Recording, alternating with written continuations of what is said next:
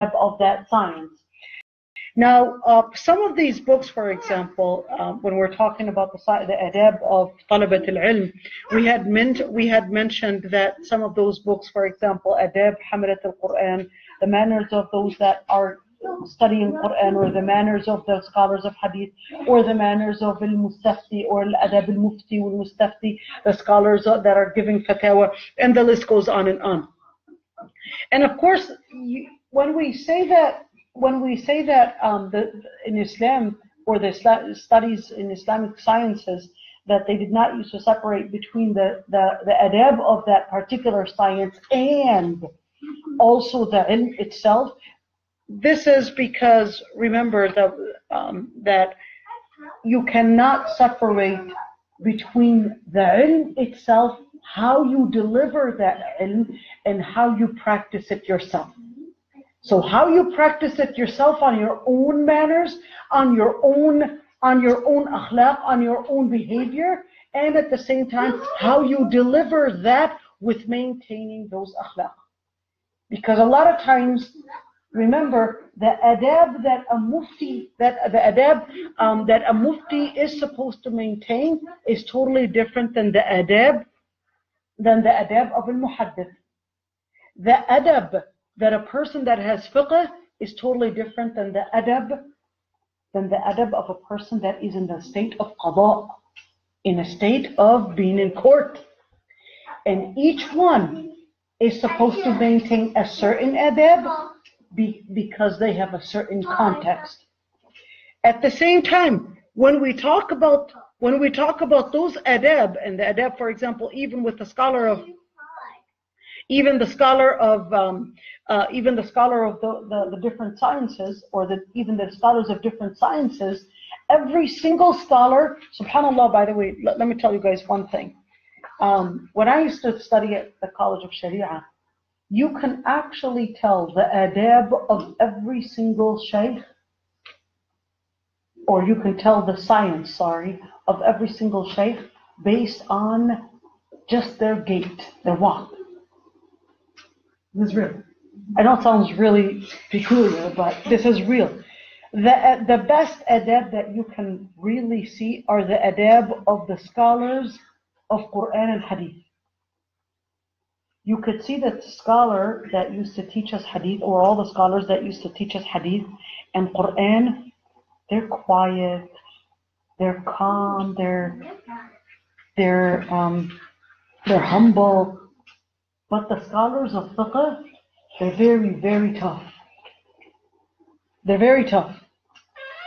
And a lot of times, for example, my main shaykh of fiqh, when he used to walk in class, he would walk in class and you would feel like it's a buzzing bee walking around. You. Doesn't even give us the chance to really observe. Snap. And even when, I remember, even my fiqh professor, whenever somebody, at least in the culture in Palestine, crossing your legs, whenever any of the students is crossing his legs, his legs, our shaykh would come over and actually carry his leg and take it down. That's not the adab of talab al-ilm. You don't cross your legs. But would a scholar of hadith do that? No, most of our scholars of hadith were more to themselves, quiet. They wouldn't do that. But our scholar of fiqh was very straightforward. And he would come in and he would say, I heard that the girls are doing this and this. And of course, many girls, if this would have happened here in America, girls would get offended and say, oh, he's just being haram police. That wasn't the case in our College of Sharia. No, it wasn't the case at all. Because the shaykh would act as a mentor. The shaykh himself would be a mentor. And he would tell us, I remember going, and part of my hand was showing. My shaykh said, and what's wrong? Where are your ma'asim? What's wrong with your sleeves? Why don't you have your sleeves on? And in a place like America, we would say, it's none of his business. But that's not the way that Islam taught it. No, we are the mirrors of one another. We are the mirrors of one another. You are the mirror of, you are my mirror.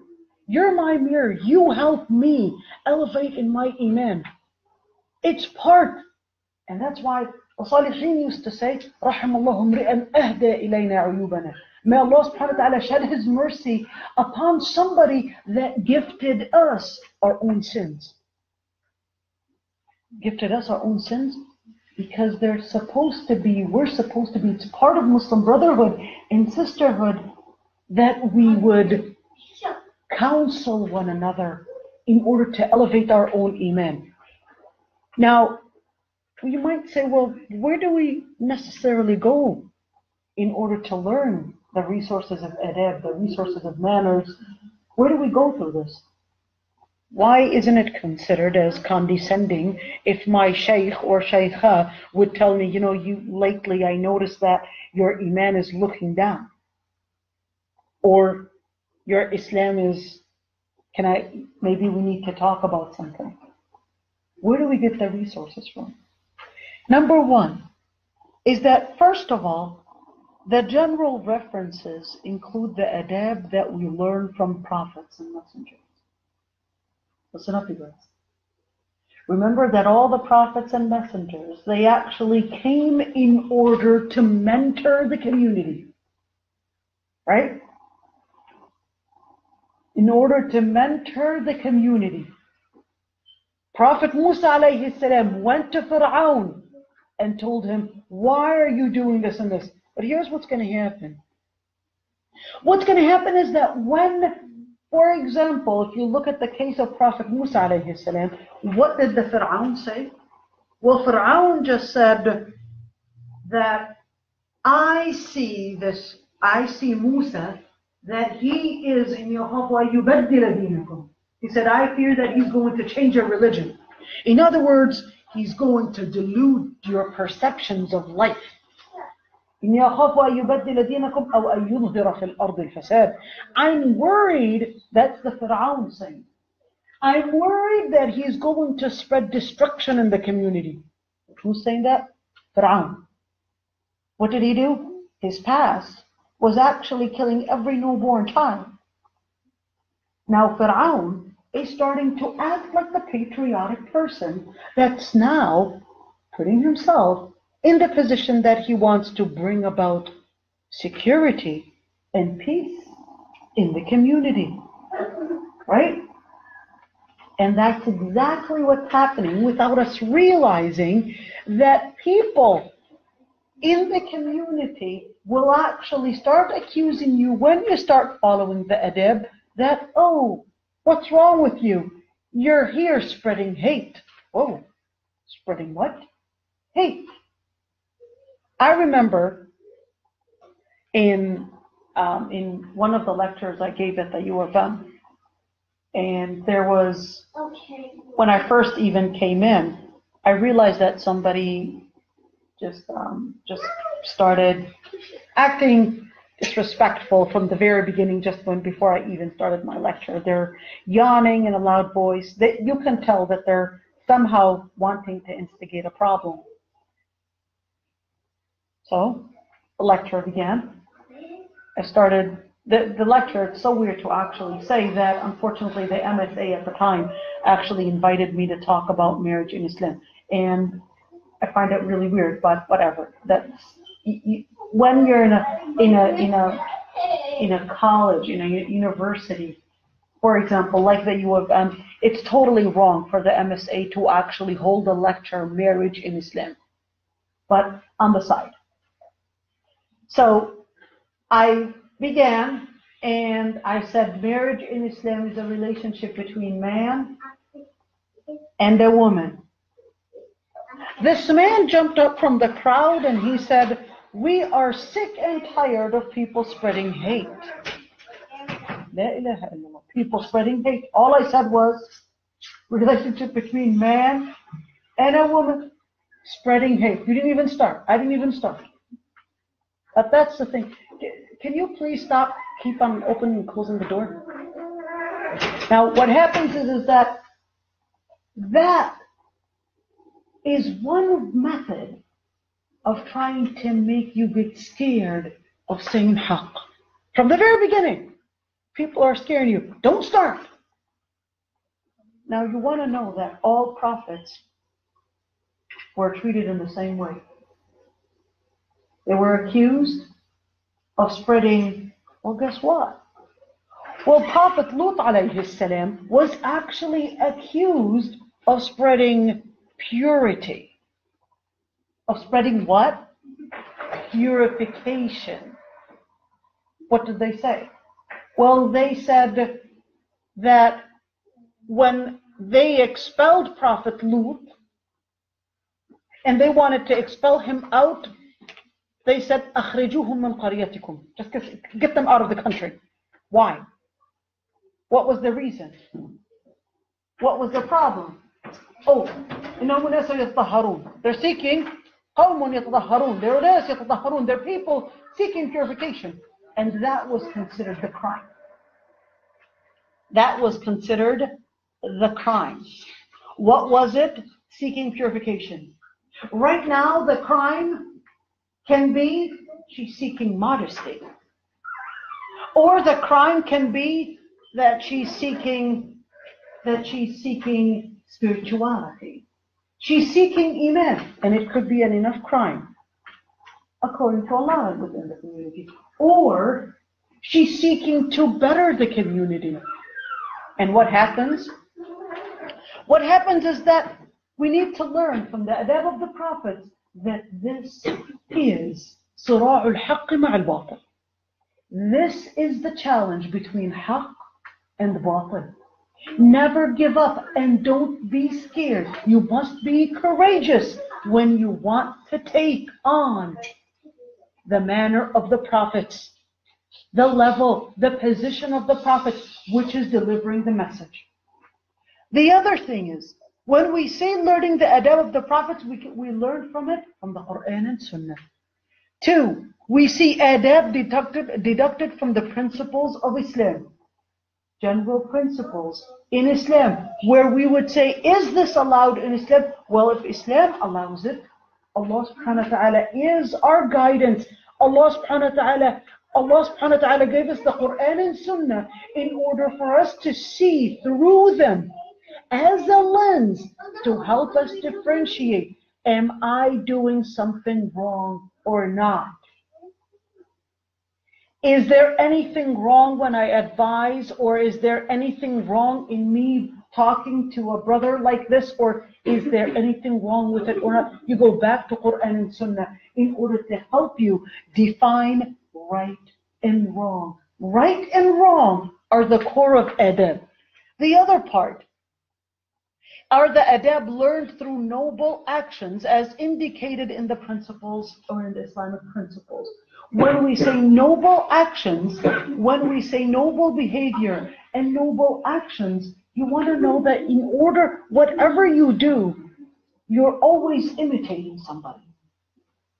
Even if, and remember this, even if you are not religious, imitate the religious, imitate the salihin, even if you don't feel that you're part of them. Because that in itself is success. The shaitan will tell you, no, you're not like that. So why are you trying to pretend that you're somehow religious? You're not like that. That's the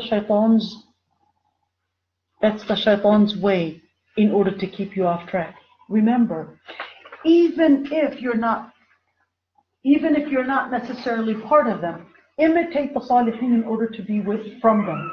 Remember, every single behavior starts with imitation. The Prophet ﷺ says, "Man tashabbaha biqawmin fahuwa minhum." Whoever imitates any group of people, he's from them. Imitates in what? Imitates in behavior. Imitates in the words that they use. In the type of language that they use. When we say type of language, we're actually talking about whether it's using illicit words, or whether it's using good manners, good words. And of course, remember, what you repeat are actually the akhlaq that reflect who you really are. The words that you repeat are actually the words that your mind is saying. We're going to get to the tongue part, inshallah. The adab learned from the Salihin, and we're going to talk about some of those things. This is just an intro, you guys. The adab learned from the Salihin, is very important. We're going to go into details in that inshallah, in the next lecture. When we say that generally the manners, some of the manners, they're at different levels, because some manners are obligatory. Some manners are obligatory. And you want to know one thing, is that in order to get high in the ladder or on the ladder of ilm, you have to apply the manners of ilm. Why? Because it helps you focus. When Allah subhanahu wa ta'ala says, وَاتَّقُوا اللَّهَ وَيُعَلِّمُكُمْ, have taqwa, and Allah subhanahu wa ta'ala will give you the ilm. Because when you abstain from the different, let me call them contaminations of adab, the different things that are taking away your focus. And if you look at all the adab are related either to your sight or your tongue or your extremities, all right, or your sight. In other words, related to your own five senses. What do five senses have to do with this? Because your five senses are the first things that you use as tools for ilm. Remember, you guys, your five senses are the first five tools of ilm. When we say your senses are your tools of ilm, Allah subhanahu wa ta'ala is actually telling you that here are ways in order to purify those tools, in order to make those tools work better. If you want to gain the ilm, you must purify your tools. You must, in other words, sharpen your tools. To sharpen your tools, it is very important to take it from Allah subhanahu wa ta'ala to teach you the adab of how do I sharpen my tools in order to go up the ladder of ilm.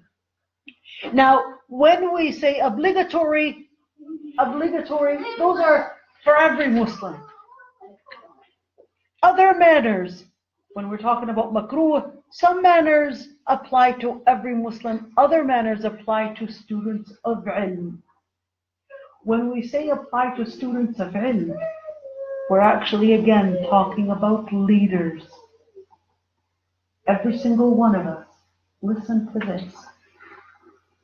You cannot be a leader if you did not learn how to lead yourself. There's no way. If you can't lead your own self, you're not going to be able to lead others. That's where it begins. You have to lead yourself first. Lead yourself by making yourself submit to Allah subhanahu wa ta'ala, because it's either going to submit. It's either going to submit to its own whims and desires, or it's going to submit to Allah subhanahu wa ta'ala. Simple. In other words, liberty starts from La ilaha illallah. Liberty starts from La ilaha illallah. Freedom starts from La ilaha illallah. Because if you don't start it from there, then you're actually letting your own desires and your own whims lead the path to you. Right? Then it's going to be leading your path. Now, other manners apply to scholars. Scholars, and I'm hoping inshallah all of you will be scholars, because we need, especially in the area of women, we need women scholars. We lack women scholars. I know the challenge is great. I'm not saying it's easy. I know it's a bigger challenge for women to be scholars than men. That's part of our own nature. Because as women, we have our own bodies challenging us, whether it's pregnancy, children, our own bodies going through the different changes every cycle. And then challenge number 2, the children themselves. Challenge number 3, the husband himself. The husband can be taking you to get your education, or it can be an obstacle, just like children can be an obstacle, just like your own body can be an obstacle. And then finally, your own enthusiasm and money. Women have 5 challenges for ilm. To becoming leaders, they've got their own body. Their own body makes them become mothers. Children become a hardship, another obstacle. Husbands become another obstacle. Your own enthusiasm can be a lot of times taken down and washed away as a woman, because the challenges are so many that at many times you feel that you're going to give up. Number 5, money can be another obstacle. But for men, it's not that many. It's money and their own enthusiasm. They only have 2 obstacles. We have 5. And because of these hardships, ladies, make use of your time. Because the time that you have now, I can see most of you are not married. Most of the time that you have now is the time that you're going to really hope for when you start getting your children. And when you start going to those motherhood challenges, it becomes very hard. Make sure you use your time now. And make sure when you want to get married, make sure you get married to a man that understands what the challenges are and understands that you have a goal to go to. And also understands that this goal is very important to all the women and the community itself. But at the same time, women, it doesn't necessarily mean that, okay, I have to give up on my family, my husband, and my child in order to become a scholar. Allah subhanahu wa ta'ala regarded your first priority is your family. And we're going to talk about that on April 14, inshallah, when we talk about fiqh priorities. Because a lot of times women think that, oh, I'm going to give up on my children, because I have a priority, and that's talib al ilm. No. Your own family comes first. But that's another thing. When we continue to speak about talib al-ilm, you want to know that the author said one very important thing. He said that some of the manners, منها ما يدرك بضرورة الشرع, that some of the manners that we know them as part of the Islamic rulings, that part of the principles are actually learned, and we know them as part of the principles of Islam. What are the principles of Islam? The principles of Islam actually go around 5 main principles. D-N-A-I-M. What is that? The preservance of D stands for deen, your spirituality. The preservance of N, nafs, people's lives, and security of people's lives. A, aql, stands for mind, the preservance of people's minds. I stands for ird, D-N-A-I-M, I, preservance of chastity. M, stands for mal, means wealth. These are the 5 main principles, the preservance of deen. I'll say them again. Deen, nafs, aql, ird, mal. These 5 categories act as the main principles in Islam. The security, safety of these 5 categories: people's spirituality, people's lives, people's minds, people's chastity, and people's wealth.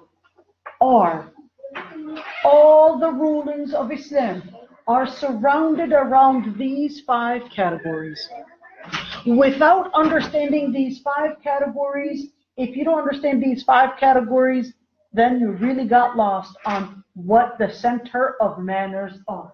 The center of manners are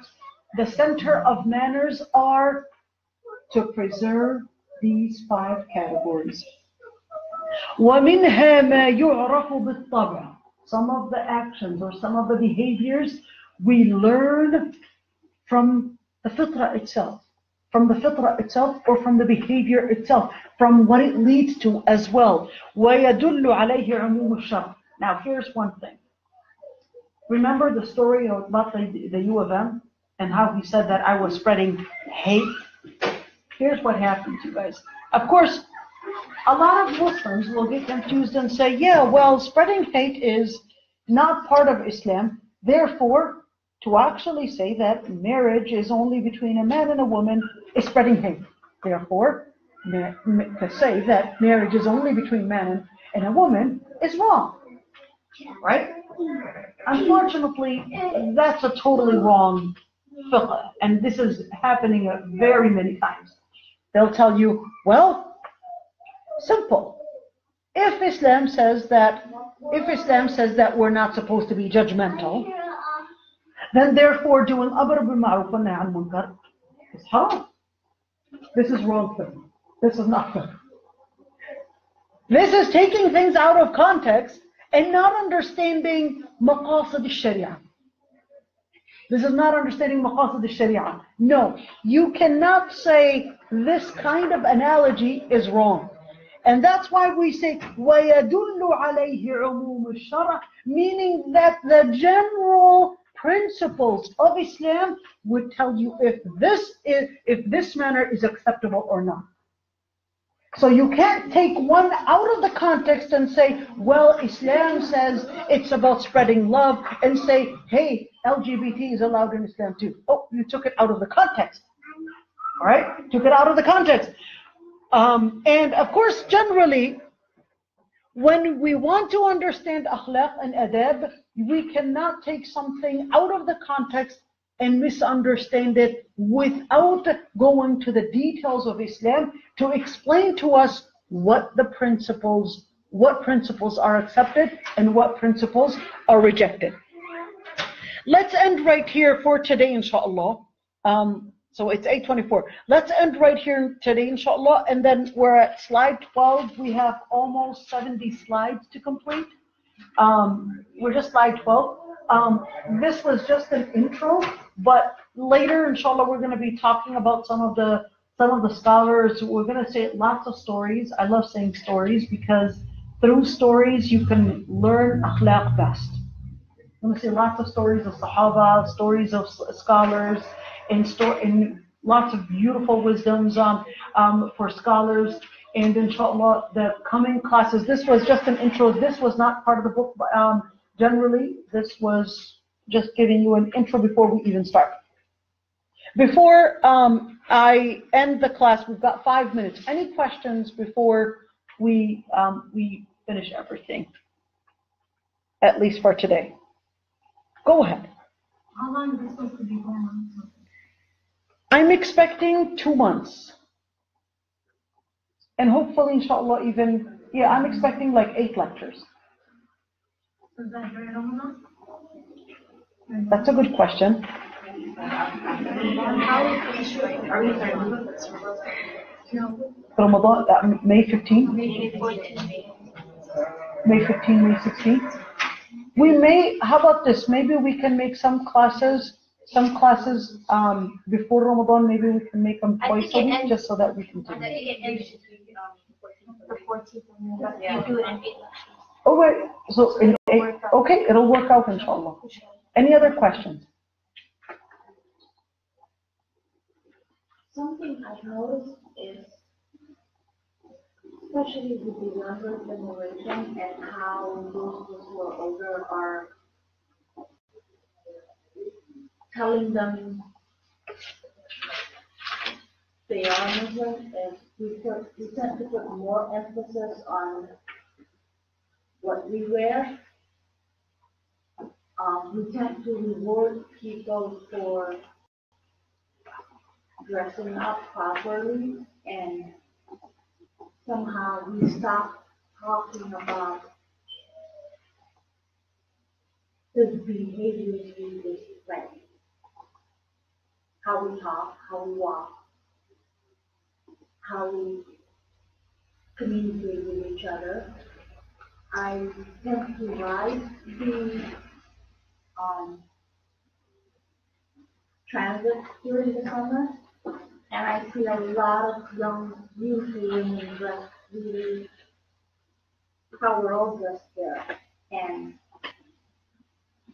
the majority of the time I want to crawl out of my skin because of what's coming out of their mouth and the way their body language. So I totally agree with you that unfortunately there's more emphasis on talking about the manners of dress than the manners of behavior. Unfortunately, that is, I totally agree with you. And that's what, inshallah, this class hopes to at least put some insight on, in order to bring about the emphasis on our own behavior in the way we talk, in the way we deal with the people around us, in humility. There's going to be a lot where it talks about spirituality, love for Allah subhanahu wa ta'ala, because a lot of that we could see is actually missing. A lot of that is missing when we're discussing the adab of the students of Talib al Ilm, that it becomes as if it's an information that I'm putting inside this box called the brain without the spirit of it. And that's what we're going to be focusing on, that you cannot separate between the spirituality of your Islam and the spirituality of the ilm, and between the ilm that you do. In fact, getting the ilm cannot be attained unless you actually go through the ladder and through the route of getting the adab. This is what this class is trying to emphasize on, that if you want the ilm, you would have to go there. Just like for example, the poem says, شكوت إلى وكيع سوء حفظي فأرشدني إلى ترك المعاصي وأخبرني بأن العلم نور ونور الله لا يهدى لعاصي. I complained to my Shaykh Waqi', and he told me, because he was lacking that capacity to memorize, فأرشدني إلى ترك المعاصي. He guided me to leaving sin, and he told me that ilm is nur from Allah subhanahu wa ta'ala, and the nur of Allah subhanahu wa ta'ala cannot be given to somebody that is sinning. At the same time, Al-Ghazali said in a very important maw'idha, you could say, in a very important advice, he said, I started out seeking knowledge because he was an orphan. When he was an orphan, he had no way of getting any type of shelter, food assistance, or any type of a place to be in unless he went into this orphanage. The orphanage was, in order to be part of the orphanage, you were supposed to be acquiring ilm. You're supposed to be a student in the school. So he had to go to school because he wanted to at least get the living. So he said طلبنا العلم لغير الله فأبى العلم أن يكون إلا لله. We seek knowledge for other than Allah subhanahu wa ta'ala, but knowledge refused but to be for Allah subhanahu wa ta'ala. And this is very important. When we're talking about knowledge, it starts with you having the love for Allah subhanahu wa ta'ala. It starts with you putting the adab, because that's going to help you focus. That's going to help you remember. That's going to help you purify the tools to get the ilm, and those are the purifying the tools of your sight, the tool of sight, the tool of hearing. There's no way that if you want to be a hafid of Quran, there's no way that you can be a hafid of Quran and your mind is constantly going and reviewing over those songs. There's no way. They don't go together. Light and darkness doesn't go together. Just like you being a Muslim leader, you being a beacon in the community, you cannot be a beacon in the community and take taqri' al-jahiliyyah and take the attire of jahiliyyah. I want to ask you, if you saw me here teaching you and you saw that my face had all the piercings, would you respect me? No way. No way would you respect somebody that is living and taking the attire of jahiliyyah and claiming that they have the akhlaq of al-iman. There's no way. There's no way. They don't combine. Because somebody that is willing to go and actually fall and let that attire of jahiliyyah be their general appearance on the outside, it's basically affecting the inside as well. And that's why in this class, inshallah, we're going to be discussing inshallah, this part of it, in where how do we attain the ilm and the adab. It's talking about both. How do we get the ilm and how do we get the adab? Go ahead. Well, that's why I wanted to get here. This is my first day here. And that's why I came here. Because I was older than most of these young ladies, and I came to this country. So I remember what it means to be yelled at by your neighbor for walking properly, or be scolded by your teacher, or by the lady who sells the sugar in the market. Day in and day out, I heard, not that way, you're a young woman, you're a young lady, you're Muslim, I grew up with that. I knew that.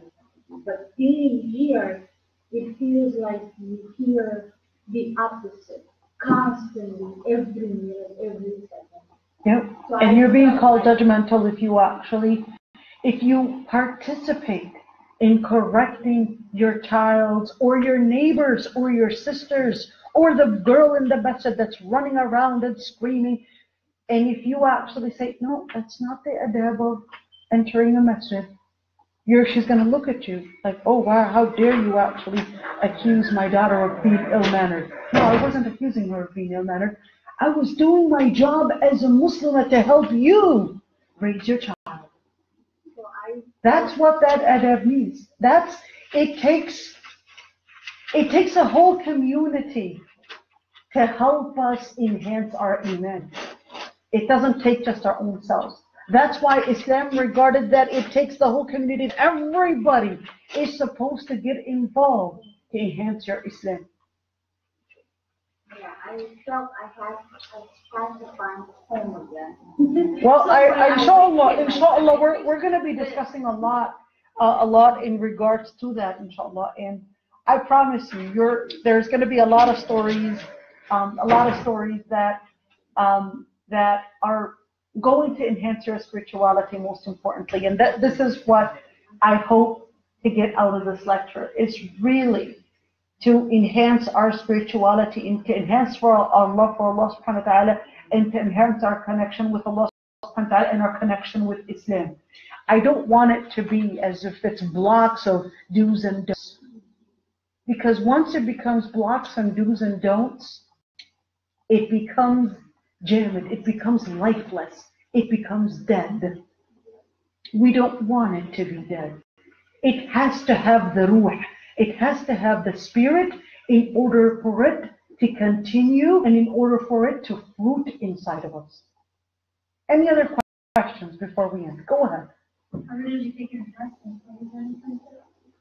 Whoever wants to take a test, take a test. Whoever doesn't want to, it's up to you.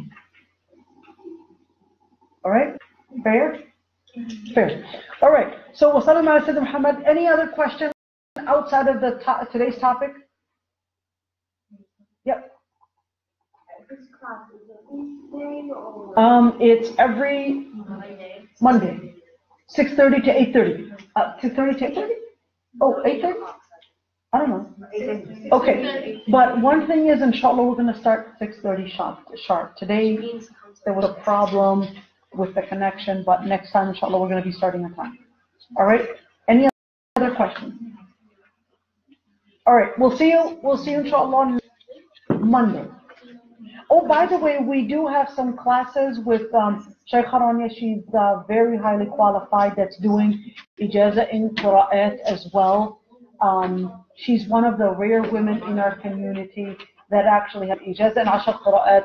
She came to us from Egypt, and she's actually doing the program at Gemsoflight. So if you want to join, I'll give you, inshallah, the information how to join. We have Aqidah class that I do at Gemsoflight every Saturday, 5 to 7.